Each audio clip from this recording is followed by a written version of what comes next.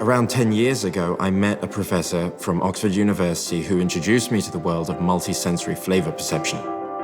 And that sparked an interest that led me down an ongoing journey into the world of understanding how we perceive flavor in the brain.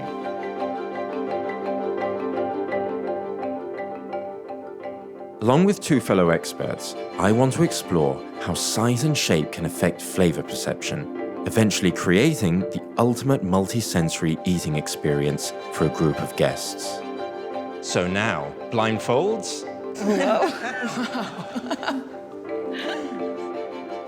Well, welcome, guys. Thanks for having us. A food anthropologist, a food scientist, and a sensory chef. What can the three of us get up to? With a slice of cheese as Yeah. well. Now, I have two shapes here that I would like to introduce to you. One of them is called Bouba, and one of them is called Kiki. But you're going to tell me which is which. Both the shapes and the names are made up, so there's no right or wrong answer. But what is fascinating is that about 98% of people will give the same response. So over here, we would say we have... Kiki, sharp edges. There we go. Oh, and... Slightly Bouba. Bouba. As a chef, my interest in this was how people related both the words Bouba and Kiki and these shapes to flavor and to food. Well, we're going to give this a try. So, what we have here are two types of chocolate. I mean, this looks Bouba already, right? There you go, it does, doesn't it? I just want you to kind of let it sit there on your palate. So, what would you describe this one as? Smooth, lingering, mild. Creamy, soft, rounded. All quite. Bouba. Bouba. 100% Bouba. Yeah. Next. Well, this is interesting because it's already the way it's taken apart. It's very sharp, the edges are really jagged. I mean, it snaps. It warns you almost Sure. that this might not be as smooth and sweet as the other one. That's definitely more Kiki. I think you could easily categorize an entire supermarket into Kiki and Bouba. So every journey starts with the first step, and what we need to do now is try our creamy Havarti cheese that we have here, experience that, and see how we're going to use that to build it out into our diner's multi-sensory experience. Exciting. It feels really soft. And smooth and gentle and buttery. And a salinity that cuts through that as well. Yeah. If you had to represent that as a shape, There's definitely something round, circular and soft with really smooth edges. Definitely Bouba. it's interesting because in some way, although we don't literally taste shapes, we can somehow understand that certain shapes correlate with certain taste sensations and that others will correlate with other kind of sensations. So you're saying we could hack our senses to elevate creaminess or some other flavor profile with shapes? And that's the task that we have at hand, which is taking something that's already really creamy and trying to find a way of enhancing that sensation using colors and shapes and the different sensory touch points to really immerse them into that sensation. How are we going to create a Kiki or Bouba world? If we immerse ourselves into the ultimate Bouba world, will it enhance the creaminess of the cheese? Joseph, I didn't quite imagine that's this. Jump in. This is like Bouba world, no? It is Yeah. definitely. That's the spirit, Johnny. There was a very famous confectionery company that changed their chocolate bars from being more of a square, kind of oblong rectangle shape into being rounder.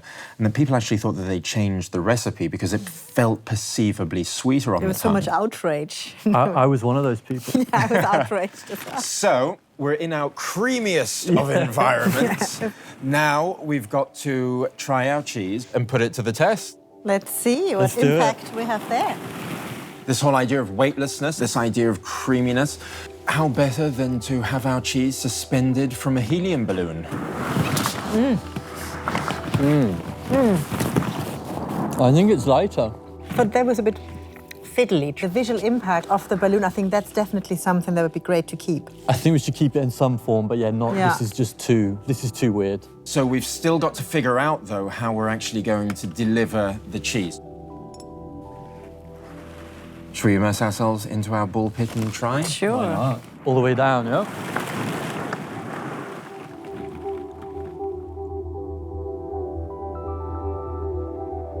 So I definitely got more of a cheese experience out of this.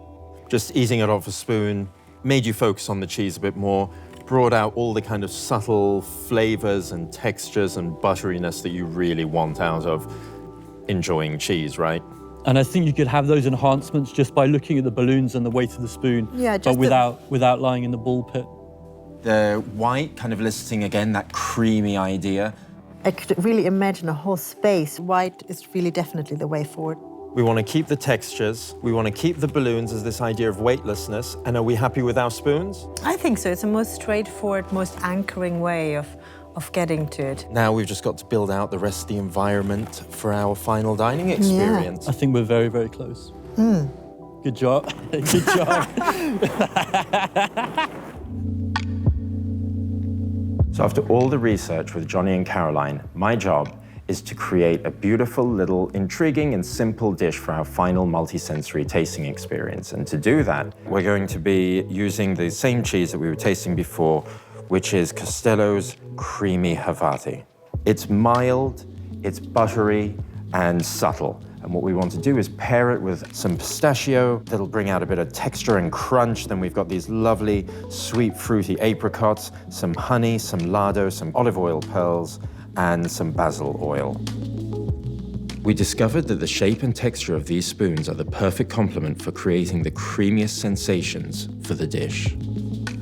The apricots offer a subtle, sweet flavor, and the lardo adds a creamy texture.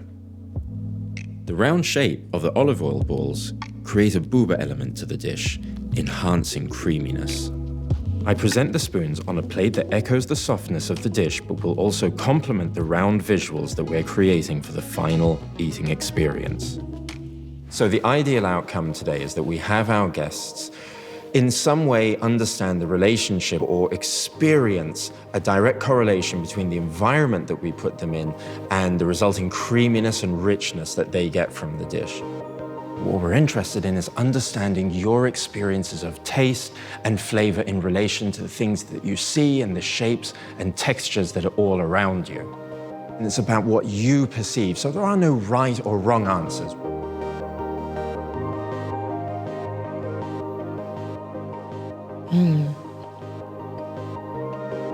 It's so smooth.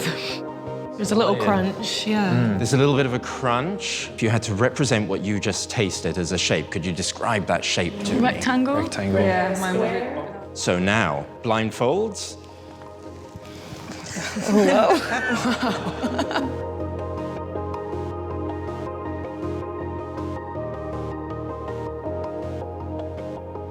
It is really strange, the impact of the space. No? My depth perception's completely gone. Yeah. So what you had the first time round was exactly what you're going to have this second time.